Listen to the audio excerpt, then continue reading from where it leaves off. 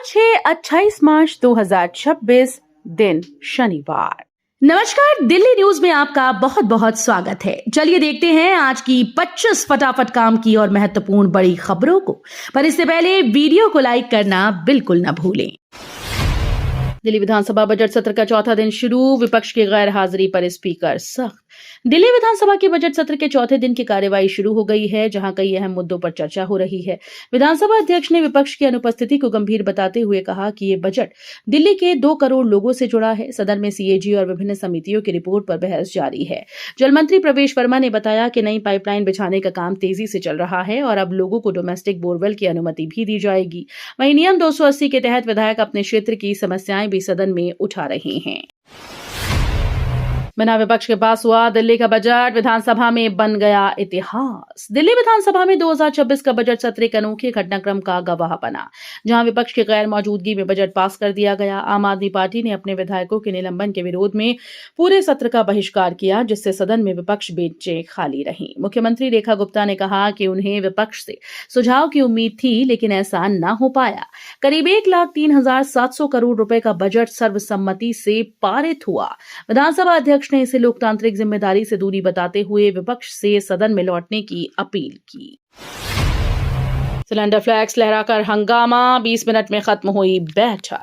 दिल्ली नगर निगम के वित्त वर्ष की अंतिम बैठक एलपीजी संकट को लेकर हंगामे की भेंट चढ़ गई। आम आदमी पार्टी के पार्षदों ने सिलेंडर फ्लैग्स लहराकर विरोध जताया, जबकि महापौर ने इस मुद्दे पर चर्चा से इनकार कर दिया। भाजपा ने विपक्ष पर घबराहट फैलाने का आरोप लगाया। हंगामे के बीच बैठक महज 20 मिनट में समाप्त हुई। हालांकि सड़क नामकरण और स्ट्रीट लाइटिंग समेत कई प्रस्ताव पारित किए गए। हनुमान जयंती पर निगम कर्मचारियों को आधे दिन की छुट्टी का ऐलान भी हुआ। अप्रैल में महापौर और महापौर के चुनाव होंगे। निजी स्कूल की फीस बढ़ोतरी पर अभिभावकों का हंगामा। राजधानी दिल्ली में निजी स्कूल की बड़ी फीस को लेकर अभिभावकों का गुस्सा फूट पड़ा। पूर्वी दिल्ली के मयूर विहार फेज 3 स्थित एक निजी स्कूल के बाहर अभिभावकों ने विरोध प्रदर्शन किया। आरोप है कि बढ़ी हुई फीस न देने पर करीब 40 छात्रों को नाम काटने का नोटिस दिया गया और कई छात्रों का परीक्षा परिणाम भी रोक लिया गया। अभिभावकों का कहना है कि स्कूल ने बिना शिक्षा निदेशालय या कोर्ट की अनुमति फीस बढ़ाई। मामले को लेकर कि अभिभावक शिक्षा निदेशक से मिले, जहां कार्रवाई का आश्वासन दिया गया। दिल्ली विश्वविद्यालयों में वित्तीय गड़बड़ी, सीएजी रिपोर्ट पर विधानसभा में हंगामा। दिल्ली विधानसभा में पेश सीएजी रिपोर्ट ने सरकारी विश्वविद्यालयों में भारी वित्तीय कुप्रबंधन और प्रशासनिक लापरवाही के आरोपों को उजागर किया। शिक्षा मंत्री आशीष सूद ने कहा कि शिक्षा क्रांति के दावों के पीछे संस्थान बदहाली का शिकार रहे। रिपोर्ट के मुताबिक कुछ विश्वविद्यालय बिना तैयारी शुरू किए गए और कहीं सिर्फ 3 छात्रों के साथ संस्थान चल रहे हैं। इसके लिए यूनिवर्सिटी की डिग्री वैल्यू और फंड उपयोग पर भी सवाल उठे। सरकार ने मामले को लोक लेखा समिति को भेजने की सिफारिश की, जिससे विस्तृत जांच हो सके। जेएनयू में प्रमोशन और आरक्षण को लेकर बड़ा विवाद, शिक्षकों ने प्रशासन पर लगाए गंभीर आरोप। जवाहरलाल नेहरू विश्वविद्यालय में प्रमोशन, आरक्षण नीति और भर्ती प्रक्रिया को लेकर विवाद सामने आया। जेएनयू टीचर्स एसोसिएशन ने प्रशासन और कुलपति पर प्रमोशन में देरी, एनएफएस के कथित दुरुपयोग और पारदर्शिता की कमी के आरोप लगाए। संगठन का दावा है कि 170 से ज्यादा प्रमोशन मामले लंबित हैं और आरक्षित पदों को भी प्रभावित किया गया। साथ ही विश्वविद्यालय के आधिकारिक एक्सपोस्ट पर भ्रामक जानकारी देने का आरोप लगाया गया। दिल्ली विधानसभा में केजरीवाल समेत 4 आप नेताओं को कड़ी चेतावनी। दिल्ली विधानसभा में फांसी घर मामले को लेकर बड़ा फैसला सामने आया। विशेषाधिकार समिति की रिपोर्ट पर चर्चा के बाद सदन में पूर्व मुख्यमंत्री अरविंद केजरीवाल समेत आम आदमी पार्टी के 4 नेताओं को कड़ी चेतावनी दी गई। आरोप था कि समिति के समक्ष 2 बार बुलाए जाने के बावजूद वे उपस्थित नहीं हुए, जिससे सदन की गरिमा भंग हुई। भाजपा विधायक जितेंद्र महाजन के प्रस्ताव को सदन ने सर्वसम्मति से मंजूरी दी। विधानसभा अध्यक्ष ने चेतावनी देते हुए कहा कि सदन की अवमानना गंभीर मामला है और भविष्य में कड़ी कार्रवाई भी हो सकती है। दक्षिण दिल्ली को बड़ी सौगात, एमबी रोड पर बनेगा 6 लेन एलिवेटेड कॉरिडोर। दक्षिण दिल्ली के लोगों के लिए बड़ी राहत की खबर है। महरौली बदरपुर रोड पर करीब 1471 करोड़ रुपए की लागत से 6 लेन एलिवेटेड कॉरिडोर बनाया जाएगा। लगभग 5 किलोमीटर लंबी ये परियोजना साकेत संगम विहार, पुल प्रहलादपुर समेत कई इलाकों को जोड़ेगी। दिल्ली सरकार ने ट्रैफिक जाम कम करने के लिए इसका निर्माण कार्य डीएमआरसी को सौंपा है। 2 चरणों में बनने वाले इस कॉरिडोर में अंडरपास और सबवे जैसी आधुनिक सुविधाएं भी होंगी। परियोजना को दिसंबर 2027 तक पूरा करने का लक्ष्य रखा गया। एलपीजी संकट पर केंद्र का बयान, उत्पादन बढ़ा, जमाखोरी पर सख्त कार्रवाई। एलपीजी संकट को लेकर केंद्र सरकार ने स्थिति साफ की। पेट्रोलियम मंत्रालय के मुताबिक देश में गैस की कोई कमी नहीं है और उत्पादन करीब 40% तक बढ़ाया गया।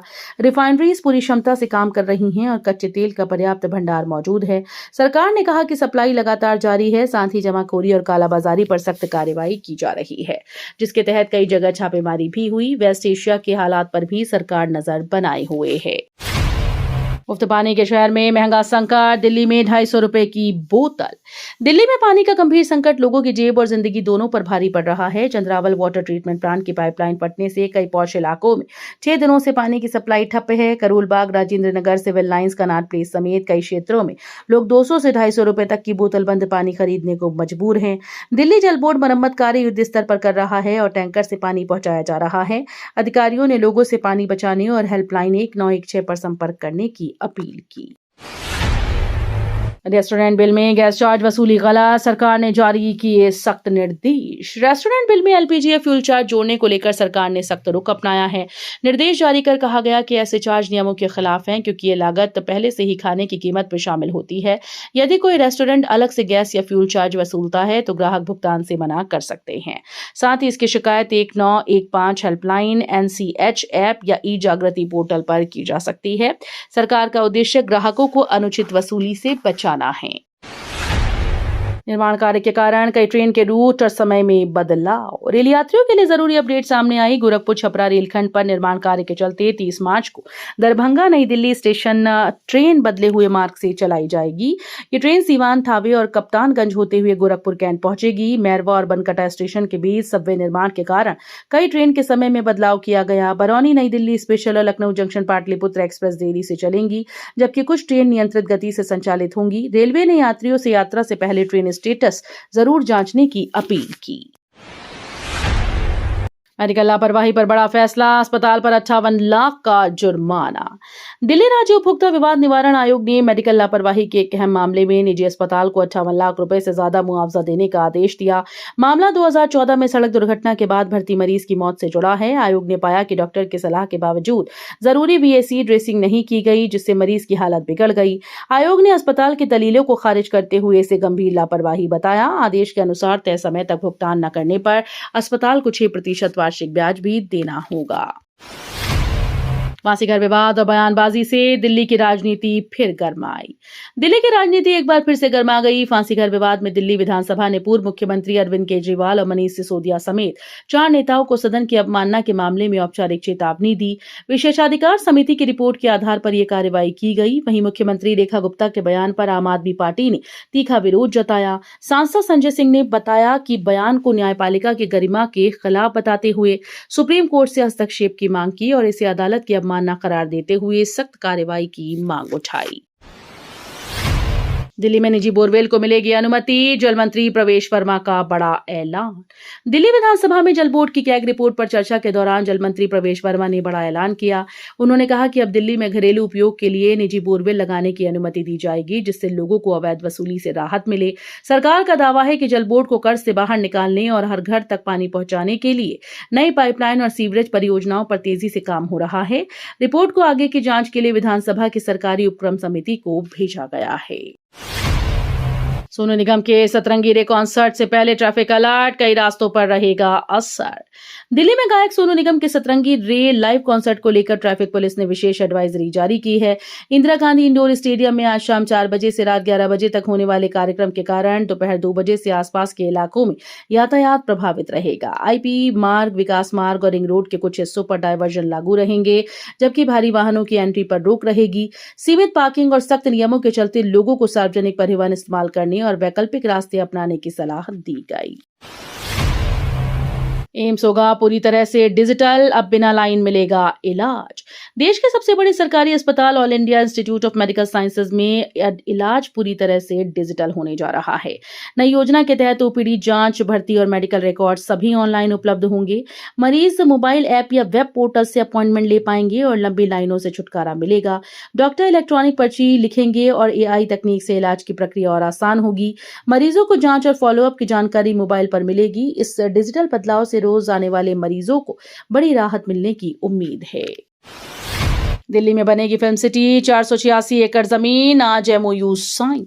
दिल्ली में फिल्म सिटी बनाने की दिशा में बड़ा कदम उठाया गया। केंद्र सरकार ने दिल्ली सरकार को करीब 486 एकड़ जमीन देने का फैसला किया। इस परियोजना के लिए आज भारत मंडपम में इंटरनेशनल फिल्म फेस्टिवल के दौरान एमओयू साइन किया जाएगा। इसका उद्देश्य दिल्ली को फिल्म निर्माण और मनोरंजन का बड़ा हब बनाना है। इस कदम से रोजगार के नए अवसर पैदा होंगे। देश में पहले से हैदराबाद और नोएडा जैसी फिल्म सिटीज मौजूद हैं, लेकिन अब दिल्ली भी इस नई रेस में शामिल होने जा रही है। भर्ती परीक्षा में बड़ा नकल कांड, स्मार्ट वॉच और ब्लूटूथ से चीटिंग, 56 गिरफ्तार। पूर्वी दिल्ली में हॉस्टल वार्डन भर्ती परीक्षा के दौरान हाईटेक नकल का बड़ा मामला सामने आया। पुलिस ने स्मार्ट वॉच और माइक्रो ब्लूटूथ डिवाइस की मदद से नकल करते 56 अभ्यर्थियों को गिरफ्तार किया, जिनमें 18 लड़कियां शामिल हैं। जांच में खुलासा हुआ कि बाहर बैठे लोग इलेक्ट्रॉनिक उपकरणों के जरिए जवाब भेज रहे थे। ये परीक्षा एकलव्य मॉडल रेजिडेंशियल स्कूल के लिए आयोजित की गई। पुलिस अब संगठित नकल गिरोह की तलाश में डिजिटल ट्रेल और कॉल डिटेल्स खंगाल रही है। दोषियों पर सख्त कानूनी कार्रवाई की तैयारी है। कांग्रेस की बड़ी मुश्किलें, टिकट बेचने के आरोप में दिल्ली में एफआईआर दर्ज।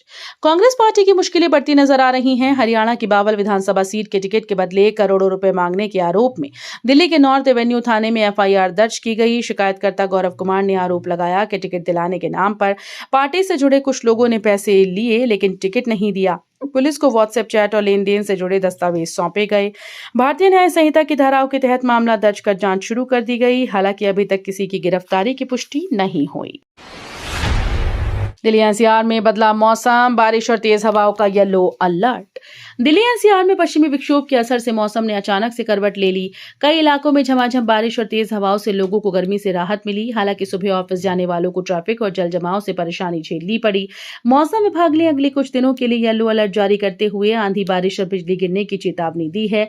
हवाओं की रफ्तार 30 से 40 किलोमीटर प्रति घंटे तक पहुंच सकती है। तापमान में हल्की गिरावट की संभावना है, जबकि दिल्ली का AQI फिलहाल मध्यम श्रेणी में दर्ज किया गया। फेक अकाउंट्स पर लगाम, सोशल मीडिया के लिए नए नियम जल्द संभव। सरकार सोशल मीडिया प्लेटफॉर्म्स पर सख्ती बढ़ाने की तैयारी में है। प्रस्ताव है कि फेसबुक, इंस्टा, व्हाट्सएप और एक्स जैसे अकाउंट्स को आधार या किसी सरकारी पहचान पत्र से लिंक करना अनिवार्य किया जा सकता है। संसदीय पैनल ने फेक न्यूज, फर्जी अकाउंट और साइबर क्राइम पर रोक लगाने के लिए KYC सिस्टम लागू करने की सिफारिश की। अगर यह नियम लागू होता है तो बिना वेरिफिकेशन वाले अकाउंट बंद किए जा सकते हैं।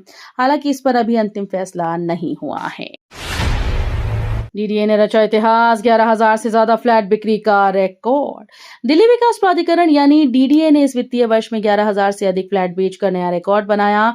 खास बात यह है कि इनमें से 60% फ्लैट EWS और जनता श्रेणी के हैं, जिससे आम लोगों को बड़ा फायदा मिला। DDA को आवास बिक्री से 3200 करोड़ रुपए से ज्यादा राजस्व मिलने की उम्मीद है। नरेला के कर्मयोगी और नागरिक आवास योजनाओं को शानदार प्रतिक्रिया मिल रही है, जहां सरकारी कर्मचारियों को 25% तक की छूट दी जा रही है। किफायती कीमतों ने लोगों कि अपने घर के सपने को नई उम्मीद दी। जातीय समूह को ट्रेनिंग देने के आरोप में 7 विदेशी नागरिकों की NIA हिरासत बढ़ी। भारत आकर उत्तर पूर्व के जातीय समूहों को ट्रेनिंग देने के आरोप में गिरफ्तार 7 विदेशी नागरिकों की NIA हिरासत पटियाला हाउस कोर्ट ने 10 दिनों के लिए और बढ़ा दी। जांच एजेंसी ने सुरक्षा कारणों का हवाला देते हुए NIA मुख्यालय में सुनवाई कराई। एजेंसी के अनुसार आरोपी मिजोरम के संरक्षित क्षेत्रों में पहुंचे और म्यांमार में सक्रिय समूहों से संपर्क कर ट्रेनिंग और ड्रोन संचालन में मदद कर रहे थे। 6 यूक्रेनी और 1 अमेरिकी नागरिक पर राष्ट्रीय सुरक्षा से जुड़े गंभीर आरोप हैं, जिनकी जांच अब और तेज की जाएगी। इलेक्ट्रिक बसेस से बदलेगी शहरों की हवा। देश में बढ़ते वायु प्रदूषण से राहत दिलाने के लिए नेशनल क्लीन एयर प्रोग्राम के तहत बड़े स्तर पर कदम उठाए जा रहे हैं। इस योजना के अंतर्गत शहरों में इलेक्ट्रिक बसेस को बढ़ावा दिया जा रहा है, जिससे धुआं और हानिकारक गैसेस का उत्सर्जन कम हो रहा है। कई महानगरों में एयर प्यूरिफायर टावर भी लगाए गए, जो हवा में मौजूद प्रदूषक कणों को कम करने में मदद कर रहे हैं। इन प्रयासों से वायु गुणवत्ता में सुधार देखने को मिल रहा है और लोगों को साफ हवा में सांस लेने की राहत मिल रही है। तो ये थी आज की बड़ी खबरें। रोजाना ऐसे ही सबसे पहले अपडेट पाने के लिए चैनल को सब्सक्राइब करना बिल्कुल न भूलें। धन्यवाद।